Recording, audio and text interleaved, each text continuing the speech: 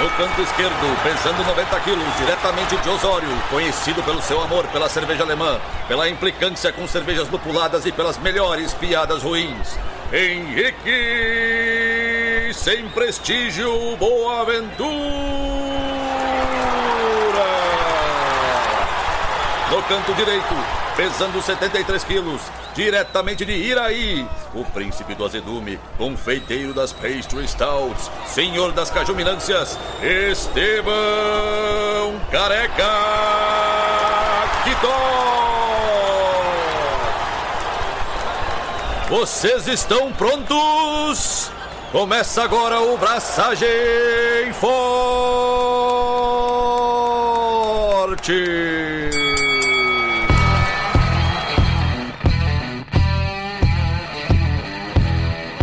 E aí, galera, Estevão da Suricato aqui. Alô, Loi, tem Henrique Boaventura e eu prefiro Session. Sabe que é engraçado, né? Que tem umas cervejarias que tem como mote, tipo, a 4 graus, o slogan, ou sei lá, uma frase de apoio que eles usam é não vai ter Session. Handle. Pode ser. Não vai ter Session. Aham. Por quê? Eles só fazem Big Beer. E já a Not Brewing, que apesar da galera achar que só faz lagers, a pegada deles era fazer só Session Beers. Tá escrito no handle deles assim, não vai ter Big Beer, em português, inclusive, é isso? Comeu palhacitos hoje? Eu tô tentando puxar energia. Eventualmente vai acabar. Entendi. Mas por que, Estevão? Por que a gente tá sem energia, Estevão? Me conta. Cara, tu tá sem energia porque tu tá velho, né? Justo. Mas eu e o Felp estamos sem energia porque ontem rolou um churras aqui em casa. Queria mais uma vez agradecer a presença ilustre do Felp. Veio lá da Alemanha para prestigiar o churras comigo e com o Henrique. O Henrique foi embora, como de costume, cedo. Chegou cedo, é verdade. Chegou cedo. Obrigado. Fui alimentado cedo, inclusive. Encheu o saco, que tava com fome. Tô com fome. Aí, demos um pão pro guri. Eu comi também, né, meu? Não posso ver como é que é. Não posso ver missa sem rezar, um negócio assim. Como é que é o ditado? Enfim. Não faço ideia de que ditado é esse. Não nego comida. Te vi comendo, comi também. Só que o Henrique foi embora cedo. Que horas tu foi embora, Henrique? Umas 5? Eu e o Felp fomos até umas 10. Meu... Foi bonito. Henrique tomou pastry sour, smooth sour, coisas golesméticas. Foi bonito. Foi divertido. Eu vou deixar pra falar sobre isso na minha vez. Ok. Não vou te atrapalhar. Ok. Foi lindo.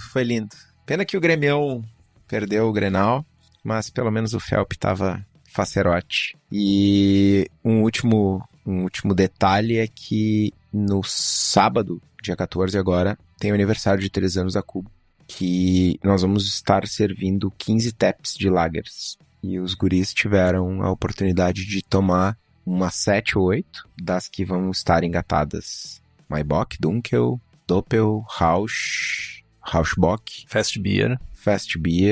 Tem mais coisa aí. Você deve ter tomado coisa depois de mim, cara. Inclusive. Baltic Porter. Enfim, tomamos uma meia dúzia, um pouco mais, de algumas das que vão estar engatadas. Foi divertido. E tu, meu? E um negócio importantíssimo. Eu vi que o Henrique escreveu aqui, eu vou roubar a fala dele. Injusto. O Henrique andou fazendo linguiça no final de semana, então parte do churras foi linguiça caseira, feita pelo Henrique. Como se não bastasse eu já ter hobbies, sei lá, fazer cerveja, ler sobre história. Agora eu inventei de fazer linguiça também. Um abraço pro Salatino e pro Denilson, que a gente tava fazendo linguiça. Fizemos 12 quilos e o Estevão, da minha parcela, ele ganhou uma parcela. Tá realmente muito boa a linguiça. Comi hoje no almoço e mal aí pra galera vegetariana. Lamento, mas é bom. Linguiça é bom, velho. E eu queria também agradecer ao Felp, que ele, assim, vocês sabem da minha paixão por cerveja defumada. Vocês sabem da minha paixão, sou o embaixador não declarado da Schlenkerla no Brasil. Vocês deveriam estar me fazendo, inclusive, me dando cerveja Schlenkerla. Deveriam. Pelo tanto de propaganda que eu faço por cerveja defumada. E, cara, esse ano saíram 2 cervejas novas. Saiu a Rotbier, que é uma cerveja defumada, se eu não estou enganado, é com madeira de cerejeira. E a Schwarzbier, que se eu não estou enganado é com Aldenwood. Seria o que, Alden? Não sei, mano. Eu não posso me lembrar de uma coisa que eu não lembro, do que eu não sei o que é. Mas é madeira Alden, que eu não sei o que é. Vou procurar depois e eu digo. E daí o Phelps só disse assim, já comprei e levarei na próxima ida pro Brasil. E ele trouxe uma garrafa de cada e me propiciou provar 2 cervejas que eu ainda não tinha provado da Schlenkerla. Então mora no meu átrio esquerdo esse jovem.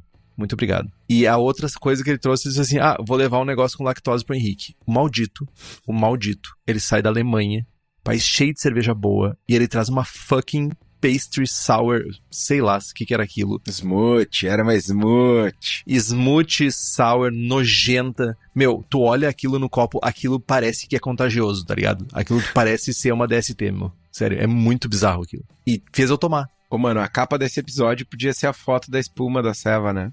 Porque afinal de contas é uma Big Beer. Mano, é muito nojento aquilo, cara. Mas assim, é muito nojento. Muito nojento. Os dois se lamberam, cara. Tava com os beiços tudo roxo de tomar cerveja e tal. Tipo, eu disse assim, não, eu prefiro ficar com a imagem das Schlenkerlas na minha cabeça, porque foi massa. Mas, Estevão, antes de a gente entrar no conteúdo real oficial, a gente tem alguns avisos importantes, que é a gente vai estender até o dia 13 de outubro as inscrições. Nós fizemos uma pequena enquete. Algumas pessoas sempre deixam para a última hora e vêm, eu queria ter inscrito. Agora você não tem mais desculpa. Vai ser estendido até o dia 13. Então a gente vai reabrir as inscrições para vocês conseguirem inscrever as suas cervejas. E para ti que é profissional e quer mandar tua cerveja, tem a categoria profissionais, que tem o patrocínio da Hops Company. E quem ganhar com a melhor cerveja vai ganhar também um pacotão de lúpulo extra na assinatura de contrato com a Hops. Olha aí, ó. Olha que imperdível esse rolê, hein?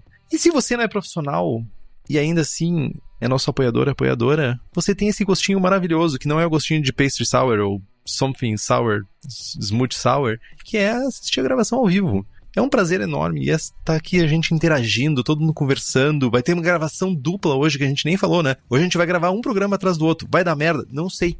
Mas quem vai saber que deu merda ou não vai ser nossos apoiadores, porque vão estar ao vivo. Além disso, tem sorteio de equipamentos, livros e merchans. Tem a participação do melhor grupo de WhatsApp cervejeiro do país. Um baita desconto na Copa Braçagem Forte, né? Que ainda vai ser estendido. Então você ainda vai poder usar esse desconto. Tem o acesso ao Julgando Forte, que é a nossa iniciativa de treinamento e aperfeiçoamento de avaliação de cervejas. E então faça como Alan George, Carlos Alberto Poitevin, Diogo Longo, Felipe Augusto Kintzer, Felipe Lécio, Gabriel Henrique Franciscon, Gabriel Mendes de Souza Martins, Christopher Murata, Luiz Henrique de Camargo, Michael Farias Teixeira, Ricardo Bonato, Ricardo Peixoto Gonçalves, Rubens Fernando Maciel Alencar, Thales de Souza Faria e o Elita de Oliveira Ferreira, além de um séquito de outras pessoas mais, e nos apoie pelo Apoia-se.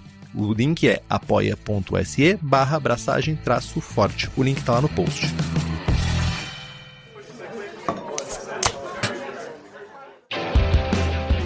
Nos últimos episódios a gente tem falado bastante sobre cerveja para concurso. E o episódio de hoje não é sobre isso. Mas talvez seja, né? Quem sabe vocês preparam uma Big Beer para mandar pro concurso do ano que vem.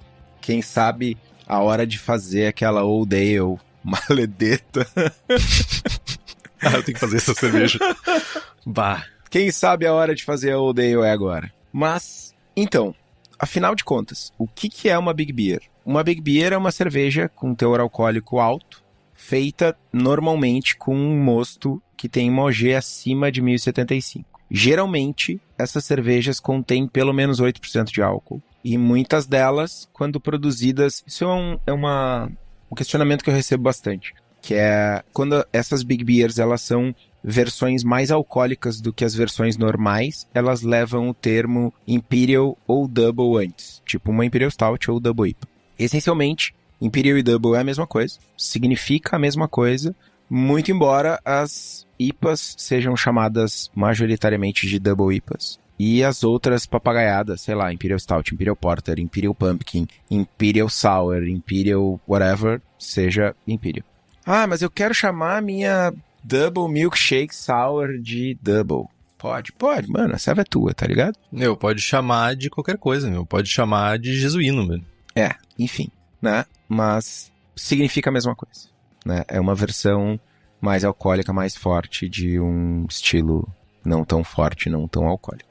Mas antes da gente avançar para o mundo das Imperial Something, queremos compartilhar que, na verdade, eu participei O Henrique estava dodói, mas ele tomou também a primeira cerveja do clube de assinaturas da Prússia, que é o Expedição do Lúpulo. Todos os meses uma IPA com foco em lúpulo diferente, fresca, sem pasteurização, mesmo à base de maltes, lúpulos diferentes. A primeira ceva foi uma ceva com luminosa, a segunda ceva que está no caminho é uma ceva com Strata e a terceira vai levar Nelson Sauvin. As inscrições do clube estão fechadas no momento, mas entre em contato com os jovens da Prússia pelo Instagram ou pelo WhatsApp que tem no link no site ou lá no Instagram, que tem uma lista de espera. Assim que abrir novas vagas, eles chamam o pessoal da lista de espera. Boa.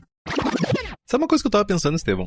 Só fugindo rapidamente da pauta, lembrei de uma coisa, que naturalmente fazer Big Beers historicamente é difícil, né? Era mais difícil fazer Big Beers por N motivos, né? Só que elas não eram cervejas tão alcoólicas. Elas poderiam ser cervejas grandes, uma densidade maior, mas elas não tinham uma atenuação boa. A gente não tinha práticas nem controle suficiente pra gente ter uma boa fermentação. Então, talvez essas cervejas sejam frutos também de melhores leveduras, né? E mais atenuação e tudo isso. Se bem que se eu não tô enganado, lá no German and Austrian Historical Beers, tem umas cervejas bem alcoólicas que eventualmente podem ter sido produzidas e a gente simplesmente não tem acesso hoje em dia, né? Mas a gente tá aqui para tentar fazer com que vocês tenham uma visibilidade de como que a gente consegue fazer uma cerveja, quais são os passos, né? Porque a gente assume que boa parte das pessoas que estão aqui já fazem cerveja em casa, já entendem o processo minimamente, não julgando se é bom, se é ruim o processo de vocês, mas vocês já entendem mais ou menos o processo. Mas a gente precisa entender que para Big Beers, para cervejas com uma densidade alta, com alto teor alcoólico, coisas mudam. Essencialmente o processo não muda, mas mudam algumas questões de aproveitamento, de eficiência, tudo isso que precisam ser levadas em consideração. Então,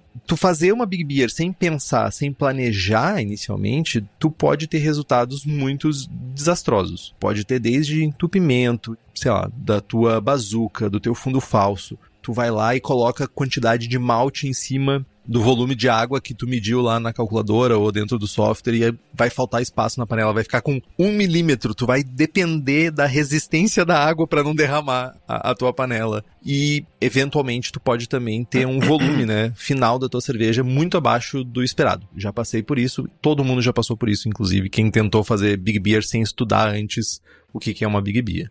Então, planejar o dia da abraçagem de uma cerveja grande, para não ficar falando Big Beer o tempo todo, uma cerveja com uma densidade alta, é essencial. A gente vai ter um tempo de moagem mais alto, para quem moe em casa, vai ter que ter mais malte para fazer essa cerveja. Tua filtração vai demorar mais, a tua fervura tende a ser diferente também. São passos que mudam. Isso vai mudar e tu precisa se adaptar a isso. Então a ideia é que a gente consiga dar uma visibilidade do que muda. Eu acho que esse que é o principal ponto do programa. Usar extrato de malte e açúcares simples também podem ser super benéficos para atingir densidades mais altas sem dores maiores de depender de uma cerveja somente com malte, né? All grain. Tem um ranço cervejeiro, que a galera ainda defende cerveja por malte.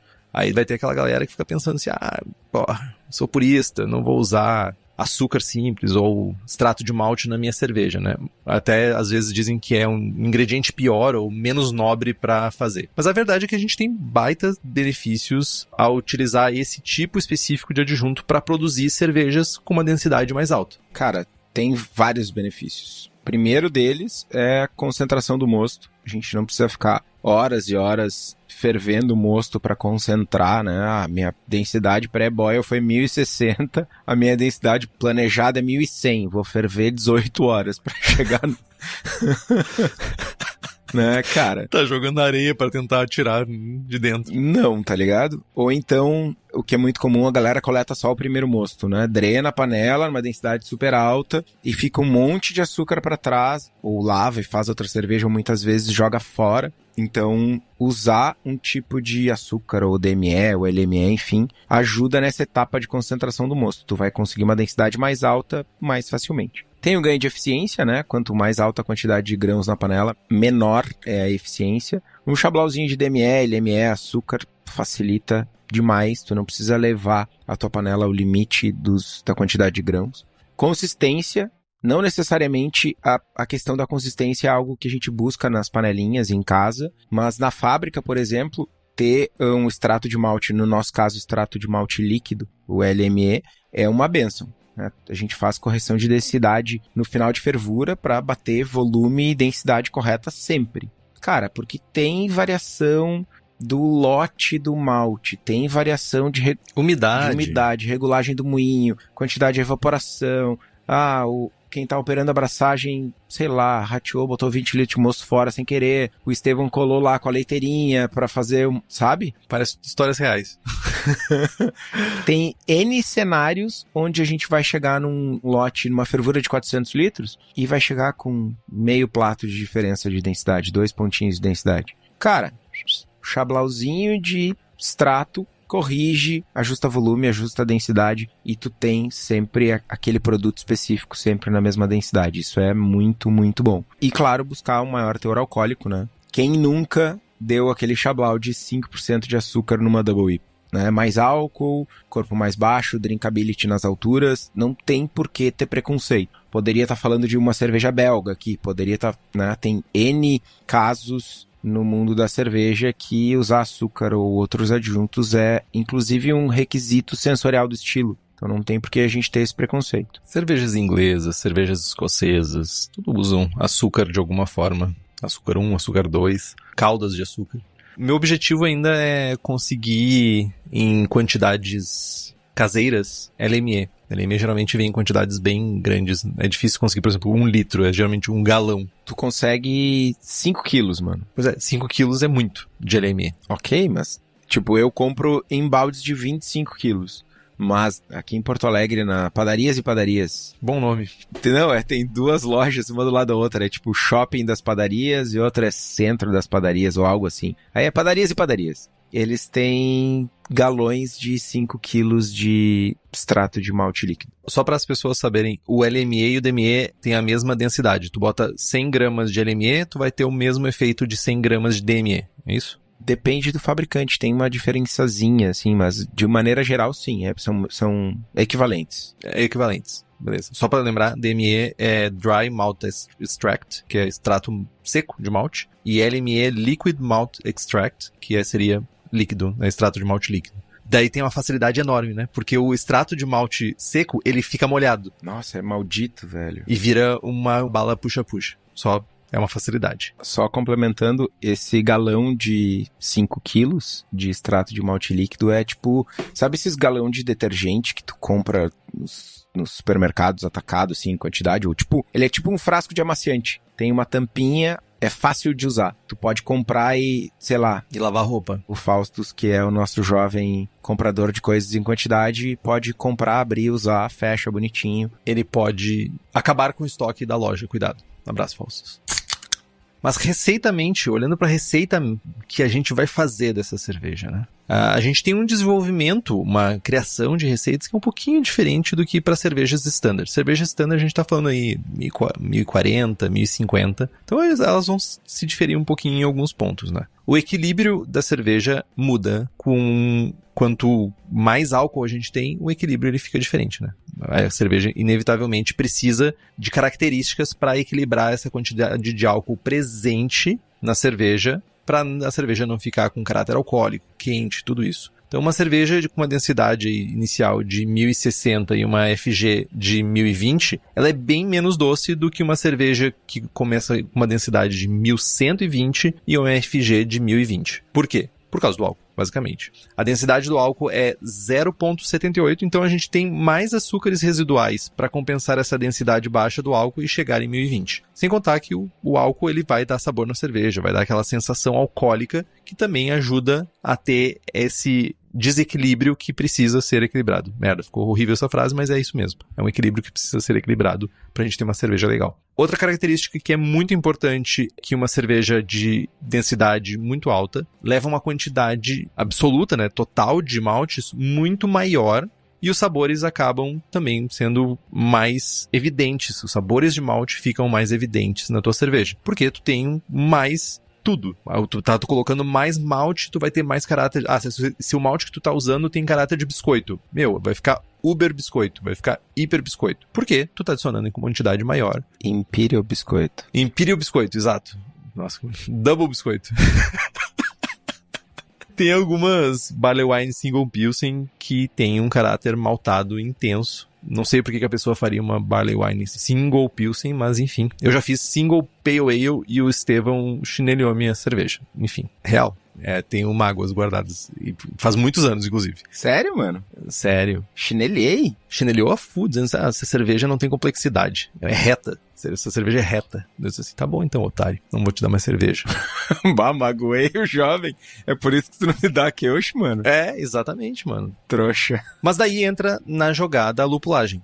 A adição de lúpulos, que, de certa forma, é uma maneira que a gente tem, e que é muito eficaz para quebrar, para cortar esse dulçor que a cerveja tem por ser uma cerveja grande e tentar equilibrar a equação, aumentar a drinkability da cerveja. Então a gente consegue fazer isso aumentando a lupulagem da nossa cerveja. Então a gente aumenta a densidade, consequentemente a gente vai querer também aumentar a lupulagem dela para que a gente tenha equilíbrio, né? Principalmente se a gente estiver comparando com versões padrão, assim, né, de densidade. E falando em lúpulo, a Hops acabou de fazer a seleção dos lúpulos 2023. Eles são especializados em fornecer os melhores lúpulos diretamente das fazendas para cervejarias aqui no Brasil e eles estão trazendo várias novidades. Caso vocês tenham interesse em, quem sabe, fazer a seleção de extrata ou fazer um contratinho com uns lúpulos diferentes, enfim, é só entrar em contato, hopscompany.com e correr para abraço. Avançando na nossa produção de uma Big Beer, um impacto importante que é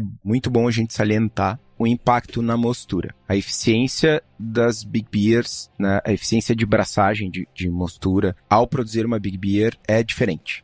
Conforme aumenta a densidade da cerveja e aumenta a quantidade de malte, a eficiência da mostura começa a diminuir.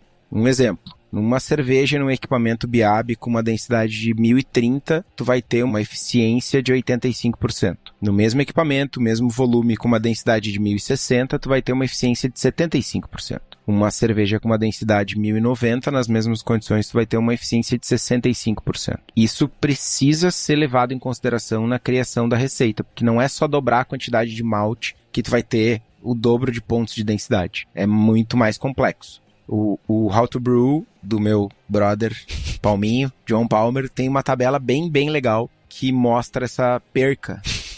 Perquinha. Mostra essa redução na eficiência conforme aumenta a densidade. E é importante lembrar que a gente está falando da eficiência na parte all grain, na parte dos grãos, né? Tu pode fazer uma adição posterior de açúcar, de DME, do que quer que seja, mas essa redução de eficiência, ela acontece na parte com os grãos. Eu tenho um caso real. Uma anedota. Tem uma anedota que é o nosso equipamento lá na Cubo, o limite da abraçagem para mosturas com muitos flocados, com muita aveia, muito trigo, é de mais ou menos 100 quilos. E teve um caso que eu fui produzir uma cerveja e vou botar um pouquinho mais, vou botar 105 quilos. Eu repeti isso algumas vezes e o resultado era que eu adicionava 5 quilos de malte e eu tinha uma redução de eficiência e no final das contas era a mesma densidade, o mesmo volume que se eu tivesse fazendo com 100 quilos de malte, mano. Caraca, velho, olha aí. Cara, é tipo mais tempo de trasfega, mais problema de filtração para ter o mesmo resultado, além do gasto, né, dos quilos de malte. E aí, de novo, né, aqui é um planejamento. Tu pode fazer uma mostura que a tua cerveja chegue em 1060 e complementar o resto com DME. Aí tu não vai correr o risco de perder eficiência lá na frente. Tem coisas que tu pode fazer que garantam uma eficiência melhor. No How to Brew ele tem, se eu não me engano, a tabela tem para Fly Sparge, No Sparge, Batch Sparge, Burn a Bag e No Sparge. Então tem 5 tabelas, se eu não estou enganado. E daí não é só eficiência, tá? Aí tem vários outros fatores, velocidade de filtragem, um monte de coisa. É bem completo, eu recomendo muito, inclusive. Só para essa tabela já vale a pena. Então é um livro bem completo, né? A gente tá falando do How to Brew, que é a bíblia, basicamente, cervejeira para fazer cerveja em casa. Na verdade, eu acho que é o Kunze, né? Que seria a bíblia cervejeira. Isso aqui seria, sei lá... o panfleto da missa. É uma boa analogia, pode ser. Você canta lendo o How to Brew. Leveduras, tá?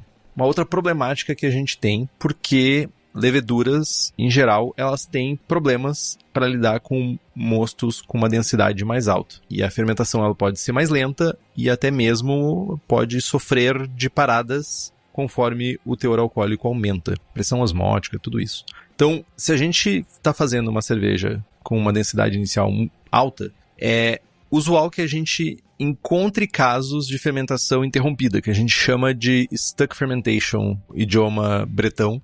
Vocês vão ler na documentação, stuck fermentation, é uma fermentação que parou, basicamente é isso. Ou mais comum ainda, uma cerveja que ela não atenua o suficiente. Então ela não para em 1040, mas ela para 5, 10 pontos antes do que ela deveria parar. E daí ela vai ficar excessivamente doce, porque o teu ponto de equilíbrio era outro que tu estava imaginando para aquela receita. E aqui a gente tem muitos pontos de atenção que a gente precisa cuidar, inevitavelmente. Uma primeira ponto de atenção é a seleção de cepa. A gente precisa selecionar uma levedura que aguente, que tolere aquele teor alcoólico maior que a gente está projetando para nossa cerveja. Então é uma coisa que a gente raramente olha, que é o quanto que aquela levedura consegue fermentar. Qual é o teor alcoólico que ela consegue aguentar. Isso é muito comum no mundo do hidromel, porque o hidromel a gente consegue fazer controle de dulçor a partir da levedura. Então aqui no mundo da cerveja é muito raro a gente fazer isso. Geralmente a gente quer atenuar o máximo possível com a nossa levedura. E isso é desafiador. É um desafio per se, porque pode limitar a escolha de perfil de levedura, porque algumas toleram mais teor alcoólico, outras não toleram, e a gente pode esbarrar em leveduras que geralmente são mais neutras por tolerar mais uma fermentação com mais teor alcoólico, né? Outra coisa é o pitch. Para a gente fermentar uma cerveja com densidade muito alta, a gente precisa de um pitch muito gigante. A gente precisa de muita levedura para fazer essa cerveja, porque vai ter força de açúcar para ser consumido e a gente precisa de um batalhão de leveduras para consumir esse açúcar, né? Então, a gente não economiza, não vai botar um sachê. Não vai ser um sachê para 20 litros. Lamento dizer isso. A gente precisa de pitches lager, uma quantidade de pelo menos 1,5 milhão de células por ml pro grau plato. Então isso é mínimo, tá? Conforme, o Estevão faz cerveja de 1120, 1140, né, Estevão? Faço. Eventualmente. Chega a dar uma canseira, mano. Nesse cenário que já é ultra big beer, uma cerveja que já tá no outro patamar, a gente tá falando até mais, um pitch até maior, até 2 milhões de células por ml pro grau plato. Então a gente tem que cuidar disso, né? Aí a gente precisa fazer uso de ferramentas para a gente construir essa quantidade de células que a gente precisa. E o starter é a nossa ferramenta maior que a gente tem se a gente quer pegar uma levedura que a gente tem com um pitch para uma cerveja standard e transformar aquele pitch num pitch para uma densidade maior. Aí a gente tem qual é o número do episódio? Acho que é o episódio 6. Chutei e acertei. Não tava aqui na pauta. Mas eu acertei. Eu nem olhei. Eu não olhei. Eu não ia. Foi improviso. Eu não ia dizer nada, tá ligado? Mas tá escrito, mano.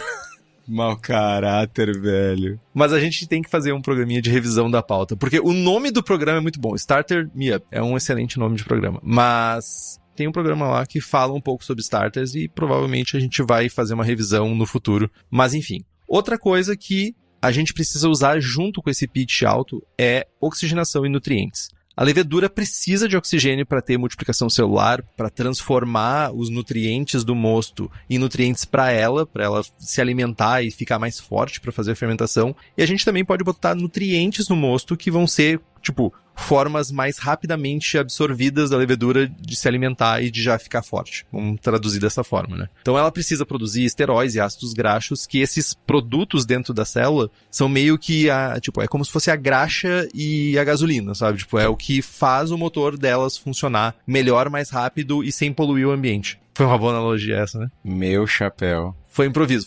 De novo. Hoje eu tô no improviso. A aeração a gente consegue fazer borbulhando ar puro, no caso filtrado, na ar que a gente consome filtrado com filtro, que tem uma eficiência menor, ou a gente consegue fazer também com oxigênio puro, que a gente vai ter uma eficiência bem maior dessa oxigenação. Quão diferente? A gente está falando de 15 a 20 minutos com o ar que a gente respira, O2, e quando a gente fala de oxigênio puro, O2 não, na verdade o nosso ar não é só oxigênio, né, gente? Mas dentre outras coisas que a gente está injetando, a gente está falando de 15 a 20 minutos. Quando a gente fala de oxigênio mesmo, oxigênio puro, a gente está falando de 1 a 2 minutos de injeção do gás dentro do mosto. Para 20 litros, no caso, né? Para 20 litros, é.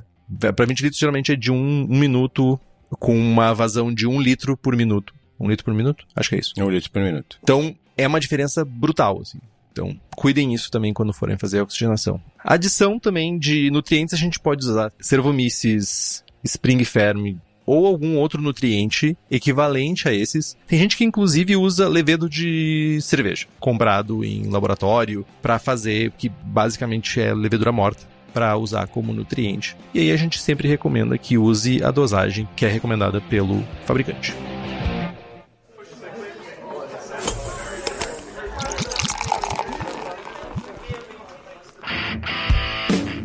Beleza, iniciou a fermentação, fizemos o pitch, temos um passo que é extremamente importante, arrisco dizer que é até mais importante do que numa produção de cerveja normal, que é o controle de fermentação, né? Precisamos controlar a temperatura sim ou sim. Se a gente tiver uma temperatura de fermentação muito alta, principalmente no início da fermentação, a gente pode acabar com uma cerveja desequilibrada, cheia de ésteres. Se, por outro lado, a fermentação ocorrer em uma temperatura muito baixa, a velocidade de fermentação pode diminuir e até mesmo parar. E aí tu pode ter uma interrupção da fermentação, a levedura pode sair de suspensão, enfim, isso acontecendo antes do desejado, vai ficar com uma cerveja mal atenuada, doce, desequilibrada, ruim, essencialmente, né? Um ponto importante é que a gente precisa observar a faixa de temperatura indicada para a levedura e atuar dentro dessa faixa, né? Tem leveduras tipo, sei lá, High Gravity Ale da White Labs, é de 18 a 24. A High Gravity da Wyeast é de 19 a 27.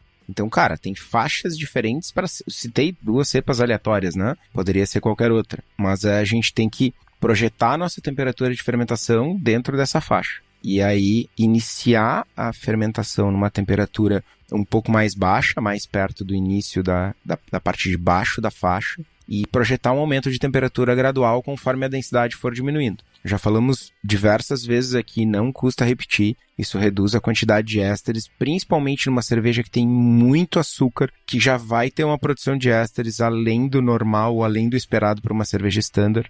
Então a gente vai reduzir ou vai diminuir ou controlar essa formação de ésteres no início da fermentação, e ao passo que a fermentação vai avançando, a gente faz com que a levedura tenha um gás extra no final da fermentação por conta desse aumento de temperatura. Ela vai ter uma velocidade de fermentação um pouco mais acelerada e a gente garante, ou pelo menos diminui o risco de ela não atenuar tudo, ou diminui o risco de a fermentação acabar ou ter um stuck fermentation, enfim. E aí, claro, tem o caso da fermentação interrompida, que aí a gente tem alguns truques na manga para tentar fazer com que a cerveja atenue uns pontinhos a mais, né? Apenas aumentar a temperatura por vezes é o suficiente para que a levedura volte à atividade. A gente pode ressuspender uma levedura que porventura tenha saído de suspensão, né? E aí o ressuspender a levedura na cervejaria é borbulhar CO2 por baixo do tanque, mas em casa é aquela boa e velha chacoalhada na bombona. Pega o fermentador no colo e... Sogue!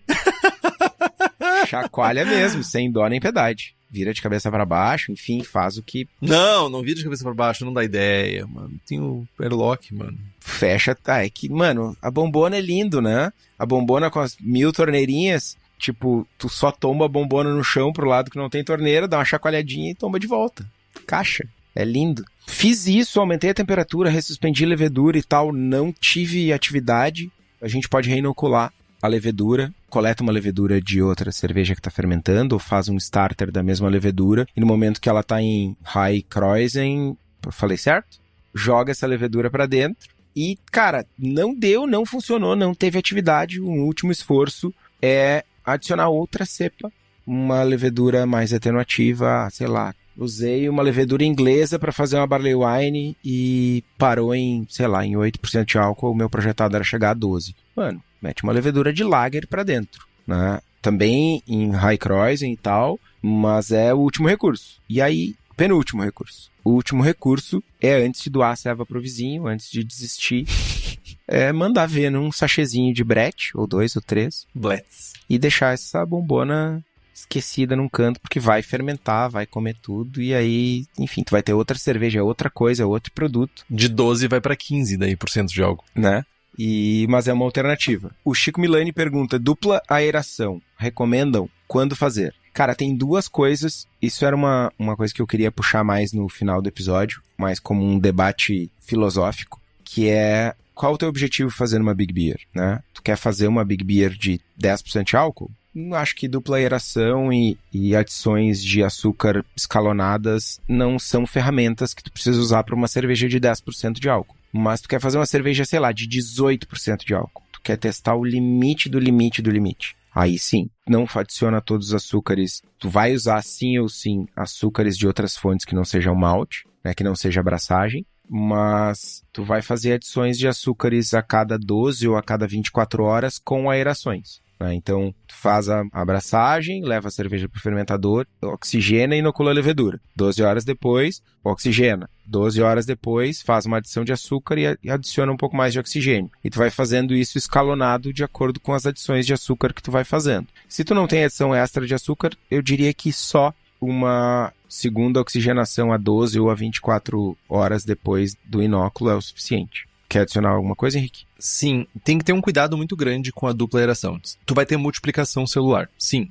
Tu vai estar adicionando oxigênio e não é tão simples quanto muda o metabolismo da levedura e tipo, agora eu virei uma chave reprodutiva e agora eu tô numa fase de alimentar e tal. Não é tão simples assim. Não é tão binário, por assim dizer. Não é 0 e 1. Mas tem que cuidar que a saúde da tua levedura inicial, ela precisa estar muito boa para ti, ao fazer a segunda aeração, não cagar a fermentação. Porque vai estressar mais ainda a levedura, que já estava meio fragilizada, que não tinha uma reserva boa de gliceróis, não tinha uma reserva de ácidos graxos suficiente para se multiplicar ainda mais. E isso pode ser um problema. Então tem que começar com um pitch muito bom e muito saudável de levedura. E o lugar certo para te ter um pitch correto de levedura, um pitch saudável de levedura, para tua cervejaria, para tua cerveja caseira, é na Levtech, que tem leveduras ale, lager, brett, bactérias, além de tudo para tua cervejaria, desde consultoria até leveduras. Além disso, também tem leveduras para outras bebidas como hidromel, cidra, whisky e cachaça. Então entra no site levtech.com.br e faz as tuas compras.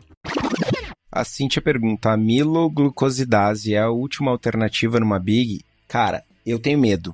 Já usei, confesso. Mas, ok, última alternativa. O que acontece? Tu vai entrar com uma enzima que vai degradar açúcares mais complexos. E o Henrique tá pensando que tu vai entrar com uma enzima em cima da outra, né? Isso.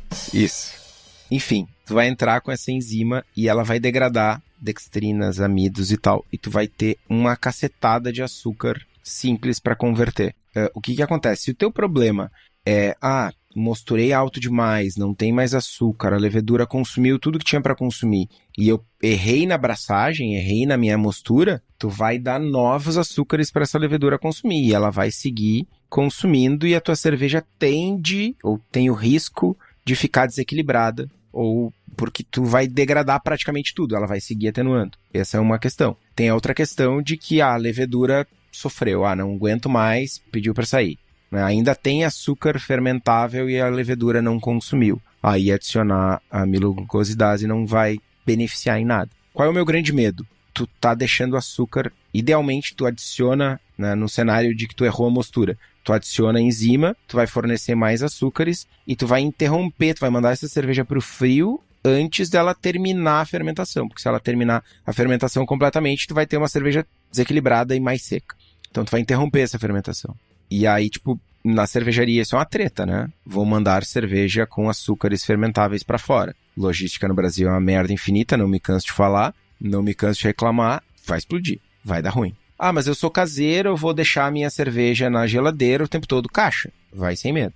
Né? Mas tem que ter esse cuidado do momento que tu interrompe a fermentação, do momento que a cerveja tá, né? E aí, de novo, saúde de levedura, né? Tu pode ter uma fermentação que vai continuar após um tempo e essa levedura está produzindo compostos que ela não reabsorveu ainda. Está produzindo diacetil, está produzindo acetaldeído e ela não vai ter aquele tempinho no final da fermentação para reabsorver esses compostos porque tu vai puxar o plug. Então, enfim, última alternativa, eu não recomendo. Assim. Já usei no desespero, cara, era para parar em 1011 e assim, nem em Big Beer. Tô com uma cerveja que era para parar em 1011 e parou em 1019. Chablau. 3 enzimas ali, uma em cima da outra. E só pra não perder a piada. E, seja o que Deus quiser. Reza. Exato. A melhor alternativa ainda pra mim é construir um pitch com fermentações, os reaproveitando levedura. Tá? Pra mim, é os melhores resultados pra cervejas com teor alcoólico mais alto. Eu não sou muito de fazer. Eu realmente prefiro cervejas com teor aí. Eu prefiro, full beers de 12 plato. É isso. Full beers? Full beers. Full beer. Mas fazer uma cerveja mais leve, usar essa levedura, fazer fermentações saudáveis e chegar numa fermentação maior, geralmente tem bons resultados. Quase todas as vezes, para não dizer todas as vezes, eu tive bons resultados. Mas também, se encaminhando aqui mais para final do processo, né? A maturação de Big Beers também é um tema que rola uns comentários bizarros do tipo, vou maturar minha RIS. por 429 meses. Então eu posso fazer de qualquer jeito essa cerveja, porque a maturação vai resolver todos os problemas. A maturação é tipo a redenção da cerveja, sabe? Cara, a verdade é que a maturação, ela ajuda a arredondar alguns sabores. Ah, cara, ela vai ter uma oxidação de álcoois ali, que vai fazer algumas conversões, algumas mudanças, oxidações e quebras, que vão gerar álcoois diferentes. Melhores, possivelmente, sim, mas diferentes, principalmente. Mas, cara, a chance de a gente fazer uma cerveja ruim e tentar maturar ela e os sabores indesejáveis que a gente tá tentando tirar continuarem na cerveja é grande, né? Porque, cara, não é o objetivo. A maturação, ela não é pra, tipo, tirar a desgraça da tua cerveja. Ela é pra... É como se tu estivesse cortando um pedaço de madeira. Se tu cortou torto, tipo, a maturação não vai deixar quadrado aquilo, sacou? Mas se tu tá esperando que os cantinhos sejam arredondados, aí a maturação pode ser fazer isso. Mas, definitivamente, ela não vai botar no esquadro a madeira. Então é importante que a gente identifique o tipo de problema ou a característica que a gente quer melhorar nessa cerveja, né? Porque o fato, no final das contas, tem coisa que o tempo não vai resolver. Vai continuar. Ah, minha cerveja tem clorofenol. Eu vou maturar por 429 meses. Beleza. Tu vai ter clorofenol maturado por 429 meses. Parabéns. É isso. Você tem agora um esparadrapo de 429 meses na sua geladeira. Não vai resolver. Algumas coisas que, por exemplo, adstringência, amargor alto e alguns subprodutos de fermentação, principalmente álcoois, que a gente chama de álcoois elevados, a gente vai arredondar, vai diminuir o amargor, ele vai diminuir, aquele caráter mais agudo de álcool vai diminuir, vai quebrar em...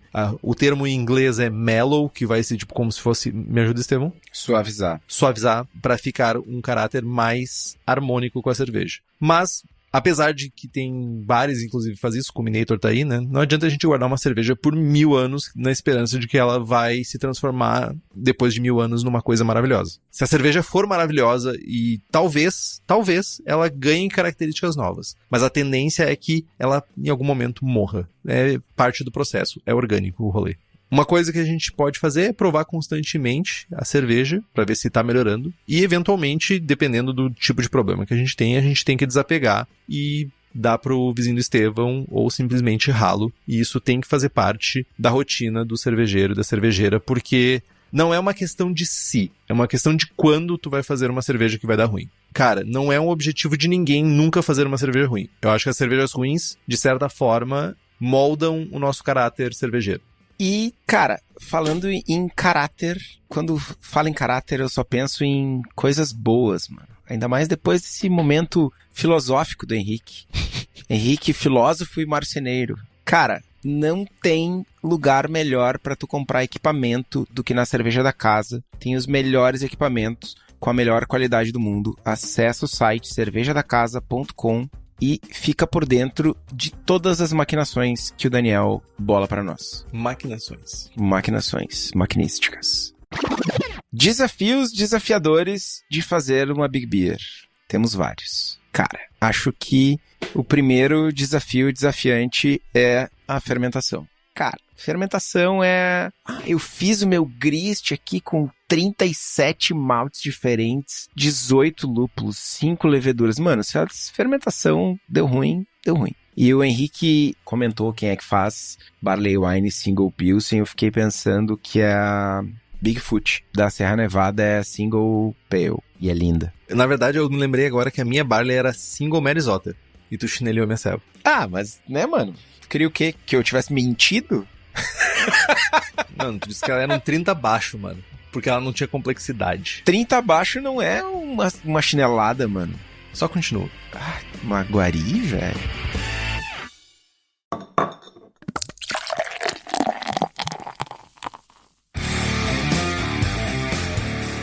Bom, fermentação é o cerne da questão aqui, né? Quantidade de levedura, pitch, controle de temperatura, enfim. Tudo que a gente falou no programa. Não ter uma cerveja doce é um ponto importantíssimo. É muito, muito comum fermentação ser... Cara, não necessariamente a fermentação para antes, mas tu ter uma densidade mais alta do que a densidade projetada. E sempre que vocês estiverem fazendo a receita, desenhando a receita, e, não, botei no software aqui, no software tá dando, eu quero uma densidade 1018. No software tá dando que se eu misturar 68 graus vai dar 1018. Mano, não acredita. Mostura 63, mano.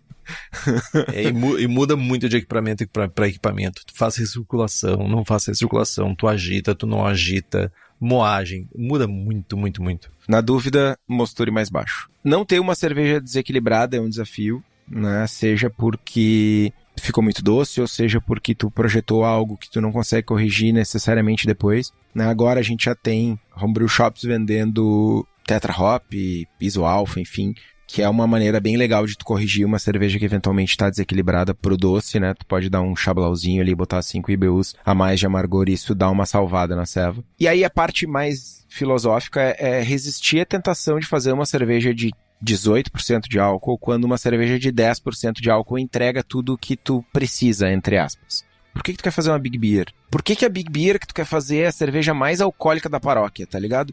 O que tu vai ganhar com uma ceva de 18 que tu não vai ganhar com uma ceva de 10? Cegueira. Enfim, mano. Transfusão de fígado. Às vezes é por esporte. Quero fazer uma cerveja de 25% de álcool porque eu quero, pelo desafio de fazer. Beleza. Mas o que é melhor? Tu tomar uma Double IPA de 7,5 de álcool ou uma Double IPA de 10? O que a Double IPA de 10 te entrega? E acho que o debate da Double IPA é emblemático.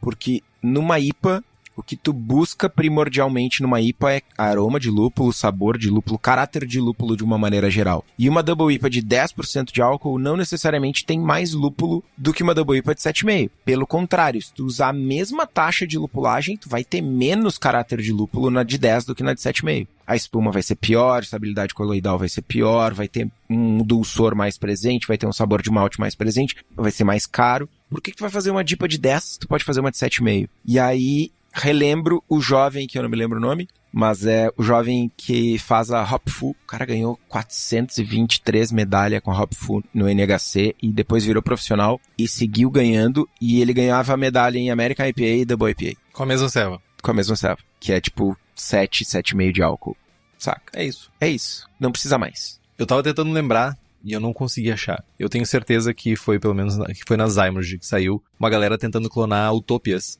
da Samuel Adams e fazer é uma cerveja de 40% de álcool, se eu não tô enganado, alguma coisa assim. É uma cerveja super alcoólica. E daí, lá nesse artigo, eles aplicam todas essas coisas que a gente falou aqui. Adição fragmentada de açúcares, oxigenação, fazer multi-pitch de levedura. Começa com uma levedura X e faz um outro pitch de uma levedura Y e depois talvez uma levedura Z que vai terminar a cerveja. Então, tipo, passou de 10%. É um for fun do tipo, a cachaça é fazer uma cerveja alcoólica boa. Mas, cara, primeiro, não faz muito volume, porque tu não vai tomar. É muita coisa. Mas eu acho que tem uma diversão em fazer uma cerveja super alcoólica. Mas ela, lembrando, uma cerveja de 10% com drinkability não quer dizer que tu vai tomar a mesma quantidade de uma cerveja de 13,5. Drinkability quer dizer que, para uma cerveja de 10% de álcool, ela tá bebível. Mas ela não está bebível a ponto de tomar 2 pints e terminar de fazer a janta, tá ligado? Tu vai tomar 2 pints e tu vai estar enfiando a faca no peito, meu. Tipo, é isso. Então, cuidado com isso também. São coisas diferentes.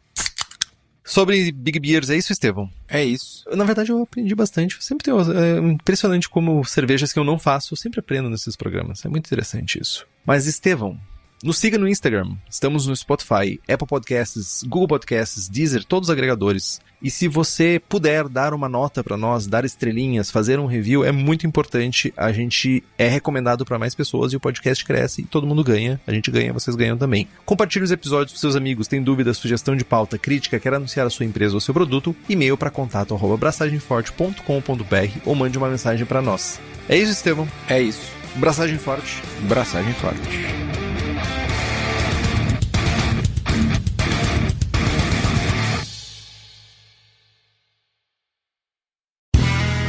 Este podcast foi editado por Play Áudios.